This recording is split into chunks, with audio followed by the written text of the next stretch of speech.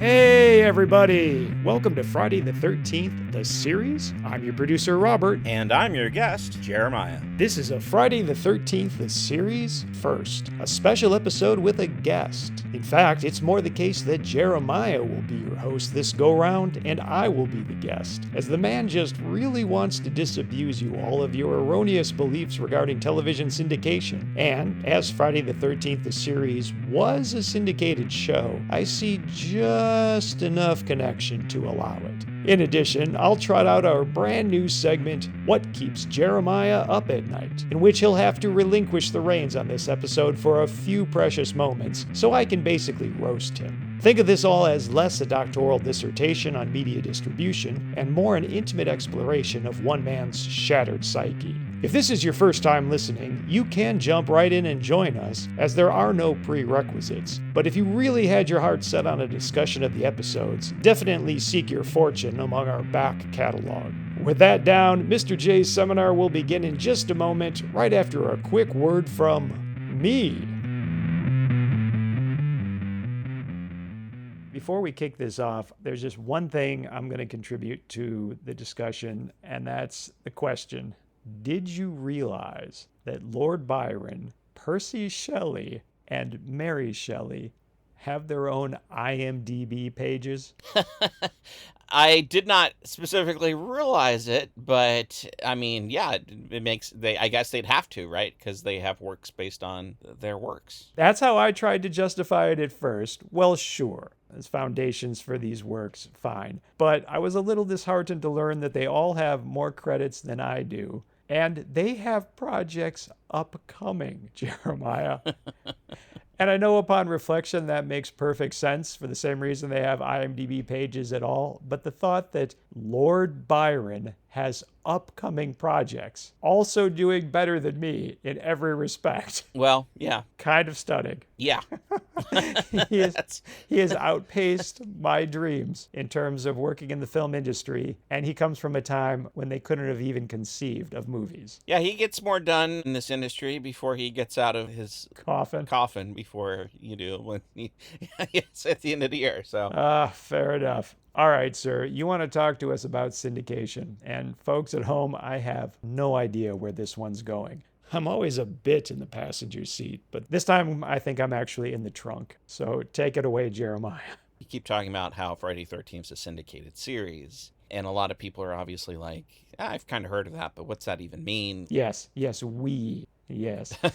So I thought it would be worth sort of explaining what syndication is for those who don't know, and then tying that back in to also emphasize how Friday 13th had to operate in that context, and then how it also was sort of a big deal in that context. I'm not sure if anyone under 20 has heard the word syndication, and I'm not sure if anyone under about 50 actually knows what it is. Well, and I don't know that many people older than 50 knew what it means, because it was even, in a way, less familiar to generations older than us, because there was less broadcast stations. Interesting point. Is there a date we can pinpoint the origin? It actually really started with radio. To understand escrow, we have to go back to the beginning of time. Right. Okay. So, I'm not going to... So dinosaurs ruled the earth, Jeremiah. How far are you going back with this? I'm not going to go that far back with explaining it, but syndication was something that would have started with radio and then continued on with television, because broadcast television followed the same pattern as radio. But as you just said, syndication wasn't there on day one of television. It wasn't as prominent. The thing that people are most familiar with watching TV are your network primetime TV shows. MASH, Cheers, Seinfeld, Friends, The Simpsons, Big Bang Theory. These are all shows done on network television. So they're seen traditionally, used to have the big three. You now say the big four. You can now add CW into it. ABC, NBC, CBS, and then the fourth being Fox. CW being the fifth. I mean, technically, going back, you had things like the Dumont Network back in the 40s and 50s, which was originally a big major network that preceded ABC. What happened to the Dumont Network? It just financially didn't make it. I have heard of it. I just don't know what happened to it. Yeah, it just financially, it did not make it. Part of that context actually might make more sense here in a second. Okay, we'll talk about it in due course. Prior to CW, there was UPN and WB, which then merged into the CW. PBS is actually sort of running on a somewhat similar model. Despite the fact that they do phone drives to raise money. Exactly. The way they make money is different, but the way how they are distributed is sort of similar. Also, there's the Spanish channels, Telemundo. Uh, how Anglo of me to not remember what the big three Univision and Estrella TV. And again, you're more familiar with this probably with radio. If you're listening to actual local radio, you knew that this radio station was located somewhere in your town or in a major city nearby. And, maybe they would replay a show like the Howard Stern show or some ever popular Love Line was a major one in our teenage years. Take me back, Jeremiah. So these are shows that they would pick up and would be syndicated shows that you would play in Kansas City or Minneapolis or Sheboygan or wherever in the country that you happen to have a local radio station. But most of what the local radio station was broadcasting was local broadcast. You had local DJs, morning and afternoon and drive time DJ and late night DJ that were based out of your town, based out of your city, based out of your metropolitan area. And the broadcast signal would reach out roughly 100 miles depending on their frequency range. And that's really how broadcast TV worked as well. There's broadcast TV, cable, which has both basic cable and premium cable back in the day. You had things like satellite television, and now you have things like streaming. Broadcast TV, which is really where you primarily started with, and that's sort of what you mostly think about when you think about television, is a local television station in your community who may or may not have an affiliation with one of the big networks. ABC, CBS, NBC, Fox, etc., they would create these partnership agreements, these affiliate agreements with different local stations spread all throughout the country to where these stations would carry their signal, carry their programming, so that all the people across the country could watch their shows. That's different than cable television, where cable television is basically one station that's then selling licensing rights for that station to be carried with a cable system in your community. But there's only one broadcast location that's then sending that to the cable company directly. And what made cable was the fact that it came into your house and connected to your television through a coaxial cable, whereas back in the day, your television was receiving a signal through the air, much like radio. You can still get that signal over the air. The technology has changed slightly to where it's now a digital antenna instead of basically a radio frequency that you used to get. But broadcast would be over the air, and then broadcast would also be available as an option on cable, but basically you'd be getting it through your cable box instead of over the air. A coaxial cable coming out of your wall going into your television. Right. Or more technically, going into the cable box, I suppose, and then going from there to your television. Yeah, they would always include the local broadcasters. So your local news. Maybe local sports, maybe some sort of local variety show or call-in show or talk show. Sports talk, you'd have local wrestling back before everything was WWF or WWE. Please tell me you can tie this into the Weird Al Yankovic classic UHF. You certainly could. I mean, yeah. That was basically the concept of the film, yes? Yeah, of them being, though, on a very low frequency UHF station, which despite UHF standing for ultra high frequency, that frequency was actually not that ultra high. Bit of a misnomer. Right. Compared. Yes. Low frequency broadcast meant that you had a weaker signal, wouldn't reach as far, and could probably easily get disrupted by interference. So that would be the advantage of watching like a local broadcast station over your cable provider compared to getting it through your bunny ears or through your antenna, because the signal would probably be more reliable. And this probably isn't where you're going, but is this also where we can discuss the concept of public access television? Public access television would be also a local television station that, in that case, would not be affiliated with a network and would basically be set up to just provide opportunities for people to basically sponsor their own shows. The important thing to understand there is when you watch the ABC network, you're actually not technically watching the ABC network. You're watching a local broadcast station of the ABC network's programming that has a contract with the ABC network to be an affiliate that allows them to broadcast ABC programming.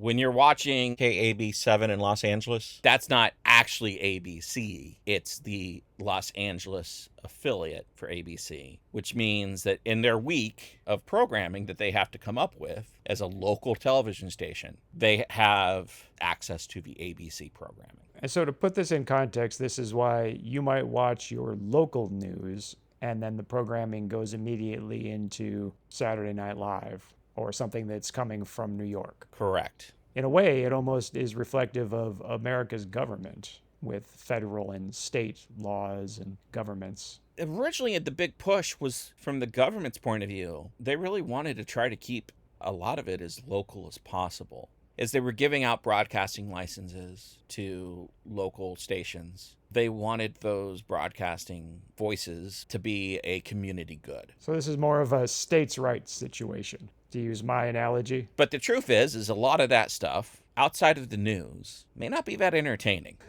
and it may not be that well made. Well, yeah, that's why the government was pushing for it. Right. It's meant to be a necessity, not an entertainment. Right. This is for your edification, not your entertainment. Right. It's expensive to produce a television series. Even if it's just some local thing in a little studio, it's still expensive.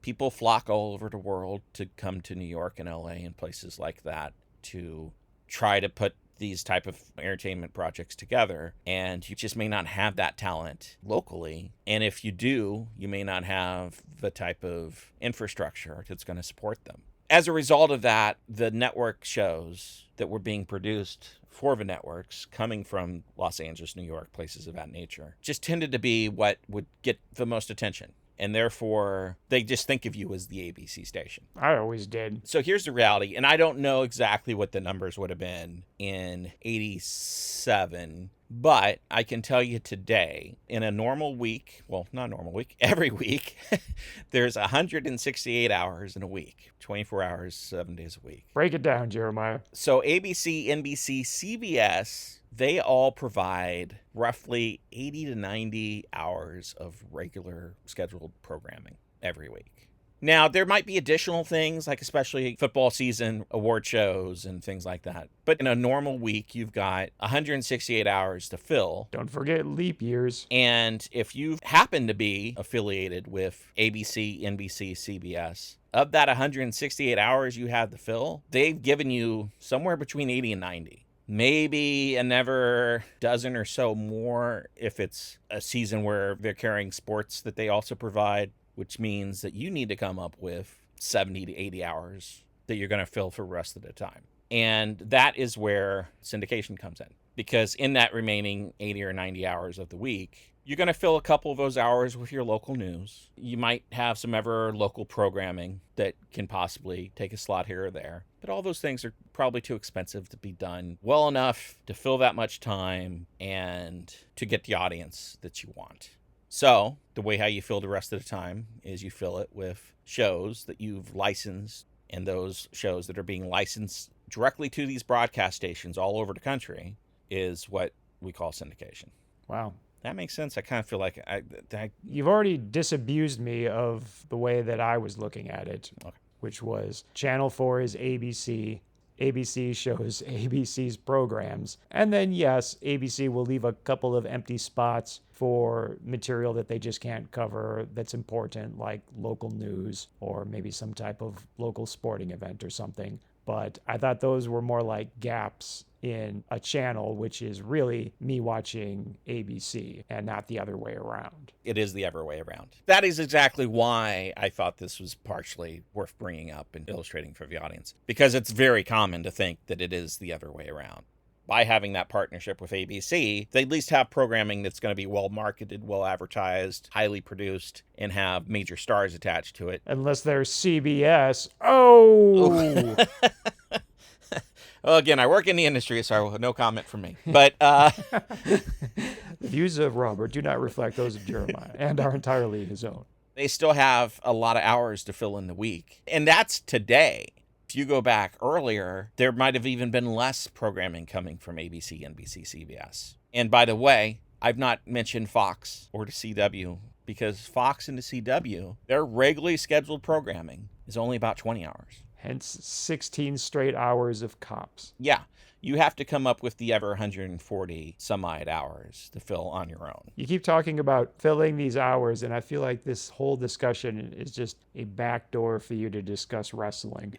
It's coming, right? I could. Yeah, I absolutely could. I mean, Well, I'll twist my arm. I can use that as a good illustration. Go ahead, man. Free associate. So you mentioned how the news seemed like fill-in spot. Local news does really well. We're going back to Nielsen ratings right here. Well, it's not necessarily tracked in the same way that you do the network shows. That's sort of the point. If you live in a community with, let's say, 200,000 people, your local news will probably outperform amongst those 200,000 people a lot of the primetime television shows that are on network television in that local community. The problem is, obviously, outside of your local community, no one sees your news program. Right. So as it pertains to attracting advertisers, that's going to be a tough sell. Right. Whereas whatever that network show is that gets beaten by your local news in your one community, then that gets seen by the next community and next community and next community. So its total viewership across the country adds up to millions. But in your local community, it might be 20,000 people, whereas your local news might be 40,000 people. To connect that into the wrestling example, Please. if you were in, let's say, Memphis in 1982, you would be watching the show Taxi on, I believe, ABC originally. It did switch networks at one point, but I believe it probably would have been ABC in 1982. Either way, it doesn't matter. But across the country, millions of people watching Taxi, starring Andy Kaufman. But locally, in the town of Memphis, I'm making up numbers here, but maybe there's, No, you're not. He's not, folks. He's not making up numbers. And did you notice he even tied Taxi into wrestling, courtesy of Andy Kaufman? Well, that's where I'm going here. I am totally making up numbers. But in 1982, every week, there might have been maybe, let's say, 30,000 people watching Andy Kaufman on the local network affiliate in Memphis. On Taxi. On Taxi. And then later, when he shows up on David Letterman, there might be another 10,000 people in Memphis watching him on David Letterman. Nationwide, there's millions of people. But there's going to be a local wrestling show produced out of Memphis that's also going to have Andy Kaufman facing off against Jerry the King Lawler. In that local wrestling show, it's going to beat probably both Taxi and David Letterman in local viewership. It's going to maybe double the numbers that Taxi gets. It might triple or quadruple the numbers that David Letterman gets. But if you live outside of that area, you don't see that show at all. But in that one town of Memphis, the most watched one is probably the local wrestling show. The second most watched one is probably Taxi. And the third most watched one is probably David Letterman. But you compare that to the national average, Taxi is number one, David Letterman's number two, and no one outside of Memphis can watch the wrestling show at all. It's like flying into Vegas at night. It's super bright until you hit the end of the city, and then it is pitch black. Exactly.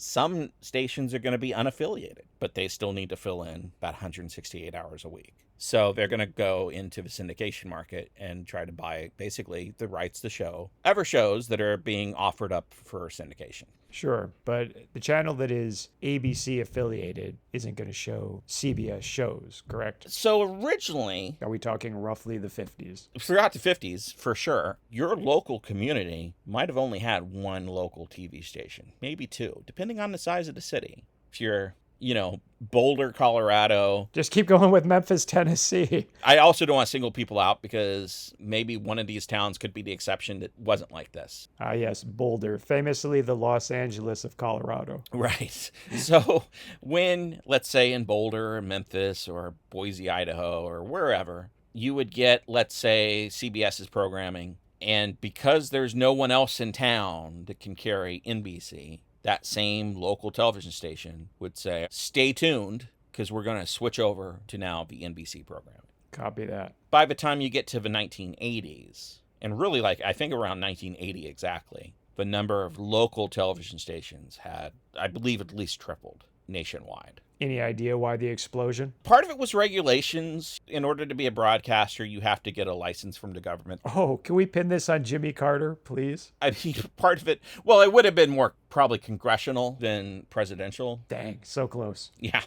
But you were getting more stations. Obviously, TV by this point had drawn in more investors. More people wanted to be in the game. Local businessmen that had built their fortunes being a Texas oilman or whatever might now want to be a Texas TV station owner. People were starting to invest private money because obviously it takes a lot of money to build a station. You have to then get the license. So then on top of that, licenses have to be given out a little bit more freely. Between financial investment, the fact that broadcasting was getting better in terms of signals, the fact that people were investing in that infrastructure over the decades, the fact that people were watching more and more TV, that generation that had listened to entertainment on the radio that wasn't music had transitioned to television, which means that they want more and more television entertainment, which means that there's more and more opportunity to have more stations. Newer TVs that were allowing you to go even beyond the dial were also starting to hit the marketplace. So there just became a lot more opportunity for people to want to be in the local television market game. Also, the big corporations started to get involved. The networks themselves, ABC, NBC, CBS,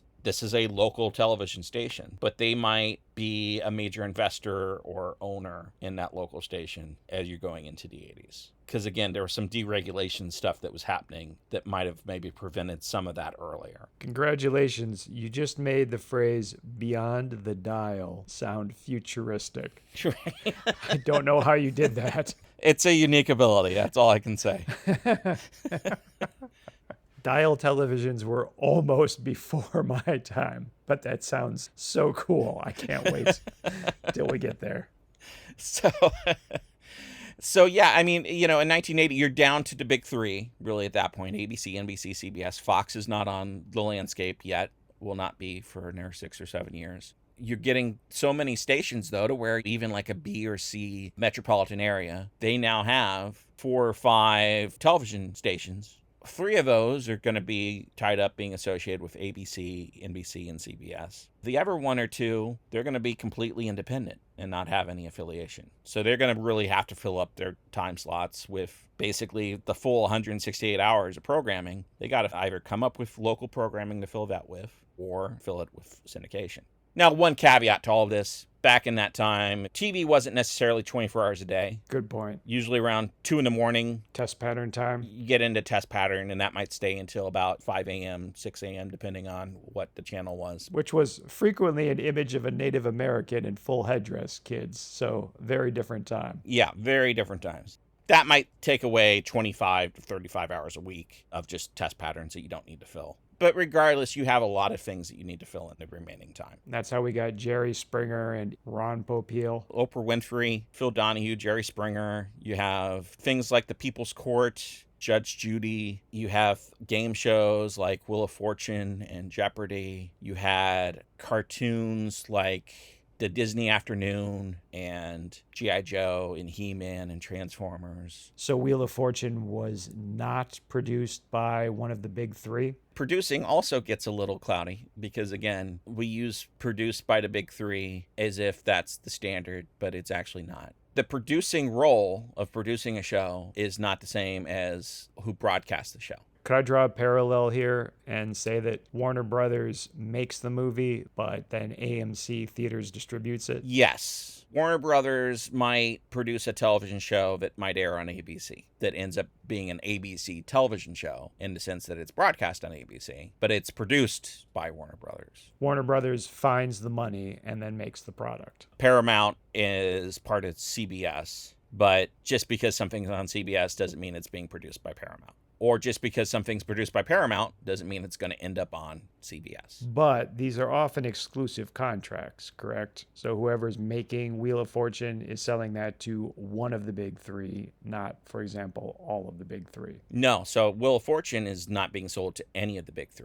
Wheel of Fortune is being sold to the 100 television stations located around the country to broadcast. Ah, yes, that was one of your examples of syndicated television, which gets back to the whole point of this discussion. Yes. So Wheel of Fortune being a syndicated TV show, they do not sell their show to ABC, NBC, CBS. They go and they talk to the guy who runs the TV station in Austin, Texas, and try to convince him to buy Wheel of Fortune. And then they talk to the person who is in Fargo. And rinse and repeat for 160 local markets. And the big reality of things, a lot of these markets, these stations have become assimilated into larger corporate entities. So you might, in some cases, kind of be doing package deals with somebody that owns 50 stations across the country. Yeah, might you just simply sell it to, say, the Northwest markets? It's usually not going to even be a regional thing. It's just going to be like, here's a company that has bought 50 stations spread randomly throughout the country. With one phone call, I have the potential to sell it to all 50 stations. That's sort of part of the risk with the syndication business, is you're making a show where if you're making it for the network, you just have to convince the network to be interested in your show.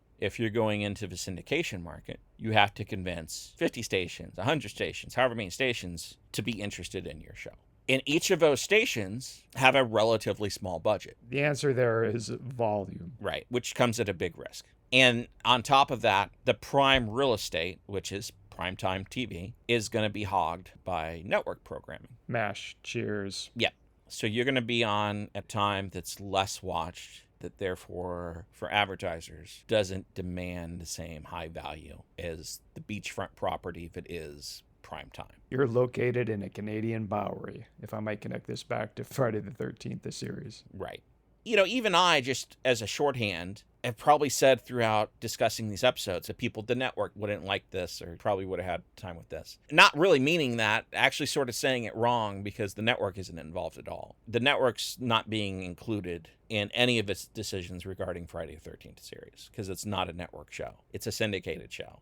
As a syndicated show, it's being produced by Paramount in this particular case, and then it's being sold directly to local television stations spread throughout the country. Are you referring to studio notes such as your show's too violent? Let me think of a good example. I think earlier when we were discussing the Cronenberg episode, I think I might have said something like, here's this thing being aired on the same network that a few years later didn't want to show NYPD Blue because of Dennis Franz's butt. What I should have said, if I was to be more technically accurate, was this might have been shown on the same local broadcast television station that later would complain about Dennis Franz's butt and not want to show NYPD Blue. So it was the local station complaining, not the actual network of CBS, ABC, NBC. Yeah, they're the ones complaining or approving because these are their time slots to fill. If you like the horror genre as much as we do, you can preview the horror comic book Requiem for a Psychopath right now for free at the Inner Demon Entertainment website. Imagine a world in which horror film slashers are real. Then imagine a troubled teen bringing one out of retirement to help him take revenge on his bullies. It was written by me and drawn by friend of the show, Stephen Yu. Again, that's Requiem for a Psychopath on the Inner Demon Entertainment website. And if you dig it, please either review and rate it 5 stars on Amazon, or don't rate and review it at all. Ratings of less than 5 stars send the algorithm into murder mode for some reason. Thanks. I hope you enjoy it. I guess the two big categories for syndication are rerun syndication and first run syndication. So rerun syndication is sort of obvious. It's shows that have been produced in previous years. They were probably, in most cases, shows that were on network TV at one point. They were a show on CBS or NBC or ABC or wherever. But basically, it's local television stations going and trying to see what TV shows they can get for whatever their budget is. And this might be tangential to your point, but didn't you have to have produced more than 6 full seasons or something to that effect to even qualify? Yes, so there's a 100 episode standard, and usually most shows get to 100 episodes after their 5th season. But it's not a requirement. The Munsters, for instance, had, I want to say like 70 episodes. So the reason why 100 episodes is key is just because if you can get to 100 episodes, it is way more appealing to offer that up to these broadcasters because now they have something that can fill pretty much a regular time slot 5 days a week. People can watch it 5 days a week, and they're going to end up going half the year before they see a repeat. And at that time, that was sort of the standard. Even on network TV, you'd go about half the year and then you'd see a lot of repeats. So that means when you go as a package now and say, hey, are you interested in syndicating our show? It's so much easier for them to say yes to that because that can fill an entire Monday through Friday time slot. It's the 4 vertical blocks in Tetris. You can just slot that baby in anywhere. Yeah. And obviously by that point too, you've sort of proven you have legs, so you have some popularity behind you. So that was sort of always the goal, because if you've only got, let's say, 20 episodes, maybe you can try to get a weekend spot where you're going to play an episode once a week. But obviously, there's less of that. There's a lot more sports on the weekend, so they don't need to fill in as many spots with dramatic or comedic television. So was that what they did with the Munsters? No, the Munsters were just, I mean, they would just replay them a lot. I guess it was sort of considered an outlier in the sense that it was a show that, despite the fact that they were not having enough episodes, the show had enough fan appeal. I think part of it, too, is because it's a show that appealed to kids. Are you actively pointing out the fact that kids actually enjoy watching the same thing over and over again? Yeah, if it's been a month, it feels a lot longer since they last saw it. They also might literally want to watch it again the next day. Yeah. Or back to back. Yeah, very true. That's funny because I did watch it, and strangely, I don't ever remember seeing an episode twice of that show. Yeah, I'd have to look it up, but if you look, there's not that many episodes of The Munsters. I've heard that the Jetsons only ran for one season. Originally, yes, but then in the 80s, they came back with new episodes that the animation was similar enough to where the undiscerning eye can't tell the difference. Yeah, it didn't feel like it was different, but that's sort of where they introduced the second pet they got in addition to Astro that was like the space alien. It was almost like a little mogwai with little bouncy legs. Orbity. I'm not even sure I'm familiar with that. They were programming adult entertainment where you would have each episode play twice a year. So 26 new episodes, 52 weeks a year would get you to twice a year. Most kids programming was built on 13 weeks, and then you'd repeat it 4 times a year. When they started doing shows that were coming out the gate at 5 days a week, it was still doing the 13-week standard, but now it's 13 times 5. Like Batman the Animated Series, like DuckTales, like G.I. Joe, like Transformers. Classic. Because these are 5 days a week, that means we need to come up with 65 brand new episodes for season 1. Whereas Scooby-Doo, that would be on network TV on Saturday, they would come up with 13 weeks at 1 episode per week. Your greater point was all about first-run syndication versus rerun syndication?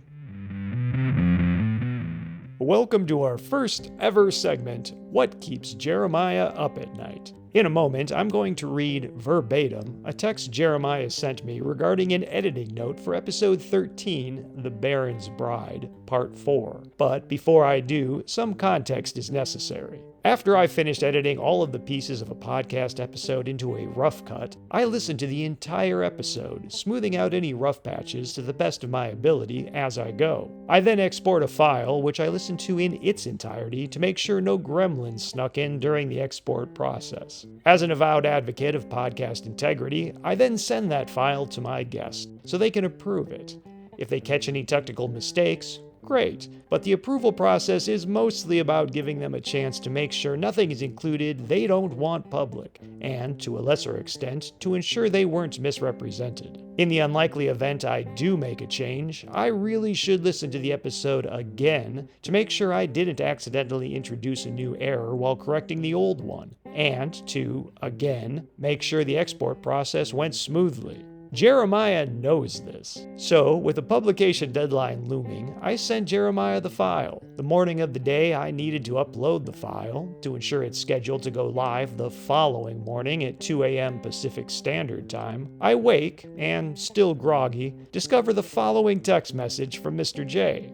Thursday, March 27th at 1:25 a.m. Note, 3408. It's not clear that when I say the episode would start at 10:30, that I mean the SNL episode, not the Friday episode. I think moving that section, 3408 to 3450, to a bit earlier, like 3345-ish, might solve it, but there might need to be a tad more cleanup/trimming to smooth it out. But basically, tack on that chunk to when I first mentioned SNL/popcorn, instead of where it's at now, where it's me mentioning SNL/popcorn briefly in minute 33, but closing that thought with me watching Friday at midnight, and then in minute 34, with no context of SNL, jumping back to talk more about making popcorn for SNL at 10:30. The SNL to Friday sequence makes it hard to follow when I don't say SNL that second time. To translate, the man is concerned that you, gentle listener, are paying such rapt attention to his tales of youthful popcorn consumption, you might become jarred from this podcast's sweet ensorcelment because a brief mention of Friday the 13th, the series, falls between a longer anecdote about making popcorn for Saturday Night Live. He is, of course, correct. The flow would be smoother by putting the SNL discourse together. However, that would mean breaking up the far longer discussion of Midwestern popcorn habits that follows it. Damned if you do, damned if you don't. Fortunately, I'm a podcast producer. Life and death calls are what I live for.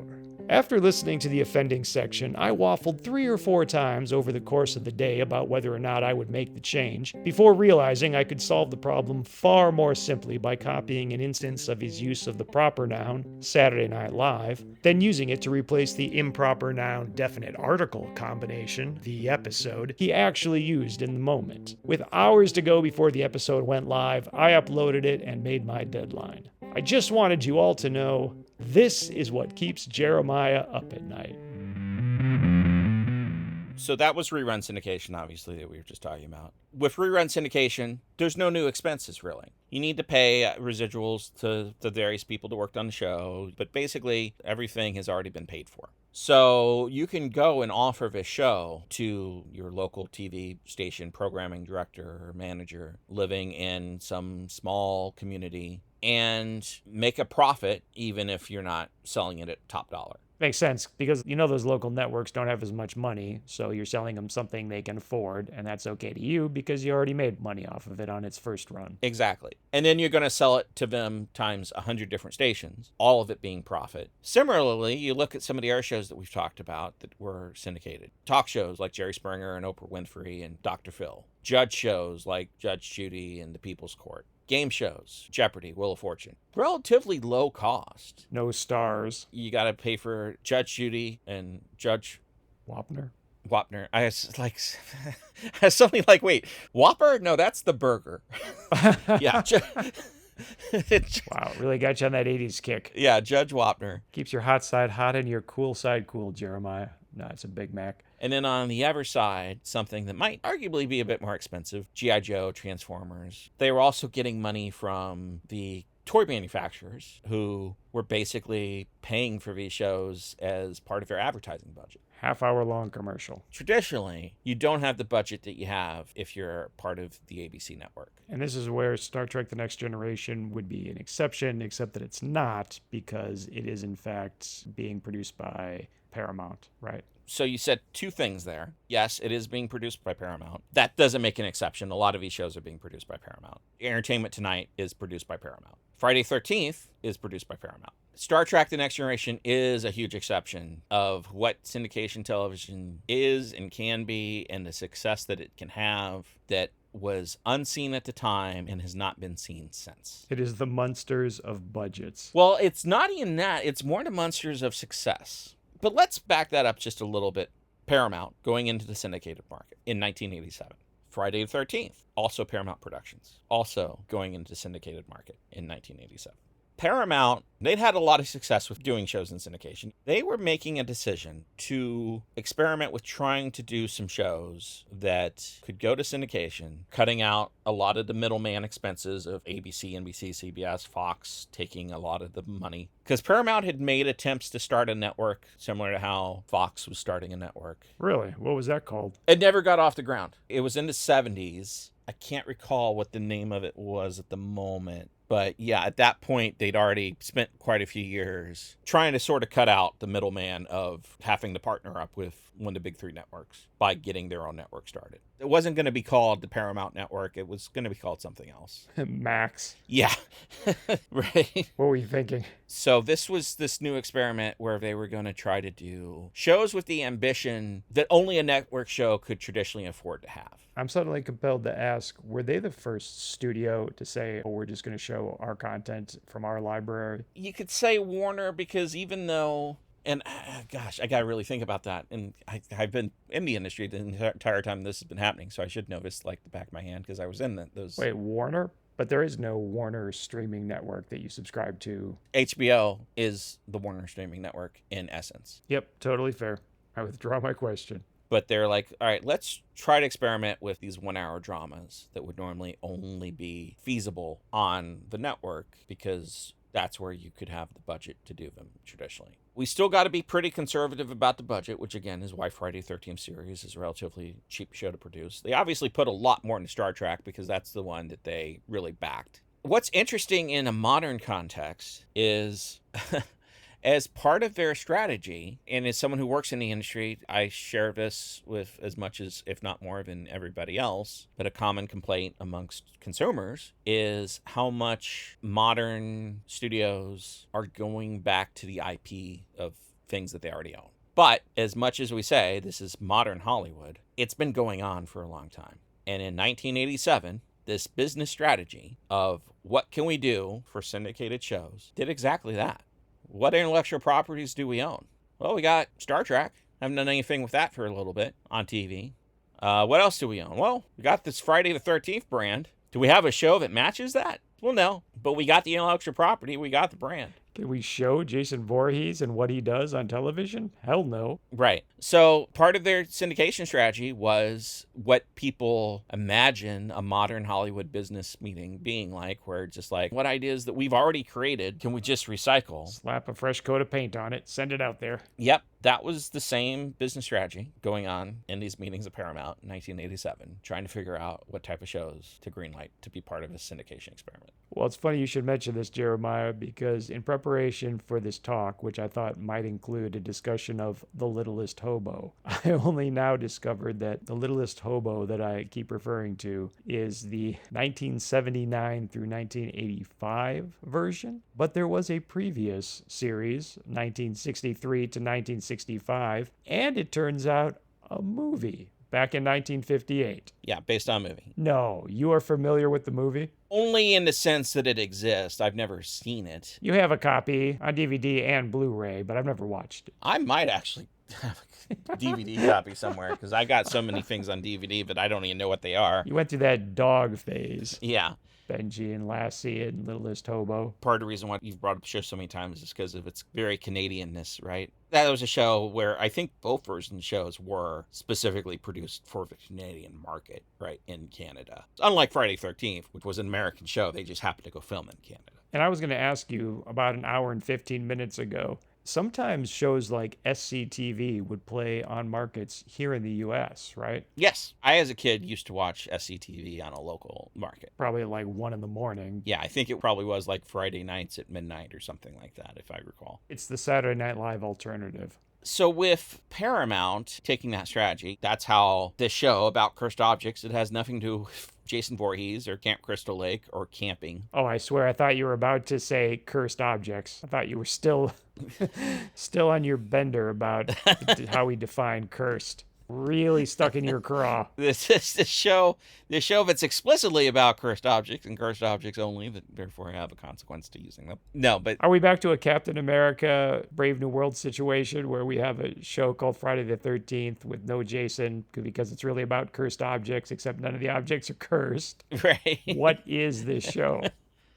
Star Trek Next Generation and Friday the 13th series were not only Paramount's two biggest hits in this experiment, but were the two biggest syndication hits in their category when they came out, which in the case of Friday the 13th is kind of mind-boggling given how it was being put on at such an odd time of day in most markets. It was sort of being hidden to be super late night so that it could get away with the things it was trying to get away with. And despite that, it did really well as a syndicated show, so much so it ended up being the number 2 syndicated show right behind Star Trek Next Generation. Being number 2 is still being nowhere near that. Star Trek The Next Generation blew the doors off of the competition. It blew any show before or after out of the water in terms of how well it performed in syndication. It's the gold standard for a syndicated show to outperform most network shows. What we might call a false positive as far as Paramount is concerned. Yeah, but it was such a huge success that certain network affiliates that would pick up Star Trek The Next Generation would decide they might not air the network show that they have access to because Star Trek The Next Generation gets them better numbers. Oh man, Night Court is going to be so angry. Right. I mean, they'd pick it for the shows that were obviously lower on the network's performance. So the local broadcaster could say, not that many people are watching a show, whereas this Star Trek's doing extremely well for us at 11 o'clock. Let's bump it up to 9 o'clock. Or let's bump it up to 6 o'clock, where it's going to do even better. And if we need to bump an ABC show or a CBS show or whatever it is in order to do that, let's pick a bottom-hanging fruit in many cases. Because some of the affiliates had the freedom to do that. Some didn't necessarily want to do that because you sort of sometimes hurt your relationship with the network if you start messing with their programming. If you would do a comparison of Nielsen ratings of network shows and then factor in the syndicated Star Trek Next Generation show into those same numbers, it would have numbers that would put it pretty high on the list, with less advertisement support, less big name stars associated with it at that time. Is it possible that to American audiences, LeVar Burton was the most famous by nature of Roots? I mean, all of America watched Roots, right? Quite possibly, yeah, most likely. I mean, Patrick Stewart certainly had his notable film career before he was Jean-Luc Picard. But I don't think most of America had watched the full run of I, Claudius. Right. Yeah, LeVar Burton was probably more seen by Americans. Yeah, no, that's probably pretty true. And then how would Friday the 13th's numbers compare to Star Trek The Next Generation? Nowhere near. It got a silver medal, but it's a distant silver medal. As is everything else. As is everything else. But still really good for syndication. And it did so well that then started to bump it up to where, well, this show's performing this great at midnight or 1 a.m. Well, why don't we put it on at 11? Why don't we put it on at 9? Oh, let's put it on at 5 o'clock in the afternoon. And that's when it started to get more in trouble. How did the success of Friday the 13th, the series, lead to its downfall? Join us next time to find out as we discuss that and so much more. Thanks for listening, everyone. We know you have a lot of options when choosing a Friday the 13th, the series podcast, and we sincerely thank you for choosing ours. Special thanks to Joshua Romeo for original music and to Stephen Yu for original art. And be sure to check out the Joe on Joe podcast, the only podcast where Joe Schlepsky discusses G.I. Joe. If you want to support our show, you can leave a review and rate us 5 stars on Apple Podcasts. If you want an occasional update on our projects, you can sign up for our newsletter at the Inner Demon Entertainment website. And if you want to complain about social media with us on social media, you can find links on our website. And always remember what Carl said to Frylock. It don't matter. None of this matters. Good night, everybody.